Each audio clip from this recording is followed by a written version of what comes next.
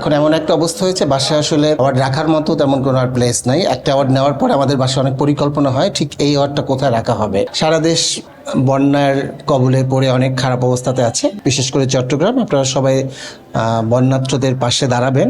সারা বছর জুড়েই সোহাগ dance troop এবং ইভান শাহরিয়ার সোহাগের পরিচালনায় অনেক কাজ হয় এবং সকল কাজ দেখে হয়তো সিদ্ধান্ত নিয়েছেন যতগুলো কাজ একত্র করে একটা সম্মাননা। আমি সবসময় এনজয় করি। অনেকেই বলে আর কত অ্যাওয়ার্ড নিবে, তো এখন এমন একটা অবস্থা হয়েছে, বাসায় আসলে অ্যাওয়ার্ড রাখার মতো তেমন কোনো আর প্লেস নাই। একটা অ্যাওয়ার্ড নেওয়ার পর আমাদের বাসায় অনেক পরিকল্পনা হয় ঠিক এই অ্যাওয়ার্ডটা কোথায় রাখা হবে।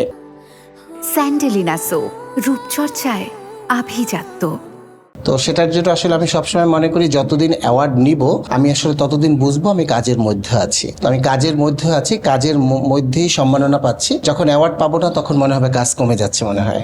সকল অ্যাওয়ার্ড, যেরকম ন্যাশনাল অ্যাওয়ার্ডও আমার কাছে বিশেষ, সেরকম আসলে ছোটোখাটো অ্যারেঞ্জারদের যে অ্যাওয়ার্ড সেটাও আমি সুন্দর করে আমার আলমারিতে গুছিয়ে রাখি। কোরবানির পরে একটু কম কাজ ছিল, কারণ এই সিজনটা বর্ষার সিজন, কিন্তু তার মধ্যেও অনেকগুলো অ্যাওয়ার্ড শো ছিল। সামনের মাসে একদম ভরপুর অনেক কাজ, মাঝখানে অনেকগুলো কাজ করেছি। আপনারা দেখেছেন চ্যানেল আইতে সাকিব খানকে যেখানে ঘড়ি দেওয়া হয়েছিল, ওটার এন্ট্রি ডান্স আমাদের ছিল। তার কিছুদিন আগে অপু বিশ্বাস যে স্বর্ণের কলসি পেয়েছে সেটাও আমাদের পারফরমেন্স ছিল, আমার শেখানো নাচে পেয়েছিল। তো সবকিছু মিলিয়ে আরো সামনে অনেকগুলো অ্যাওয়ার্ড আছে, এই মাসে আরো 2-3টা অ্যাওয়ার্ড আছে।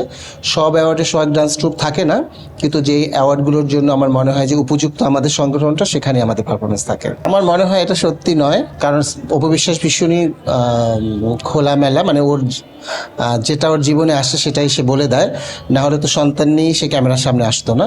আমার মনে হয় যদি কিছু নতুন কিছু ঘটে থাকে সেটা অবশ্যই সে সকল দর্শক এবং আপনাদের সাথে শেয়ার করবে। সারা দেশ বন্যার কবলে পড়ে অনেক খারাপ অবস্থাতে আছে, বিশেষ করে চট্টগ্রাম। আপনারা সবাই বন্যার্থদের পাশে দাঁড়াবেন, সাহায্য করবেন, সাহায্যের হাত বাড়িয়ে দেবেন এবং সবসময় সুস্থ সংস্কৃতির পাশে থাকবেন, এটাই সবার কাছে চাওয়া।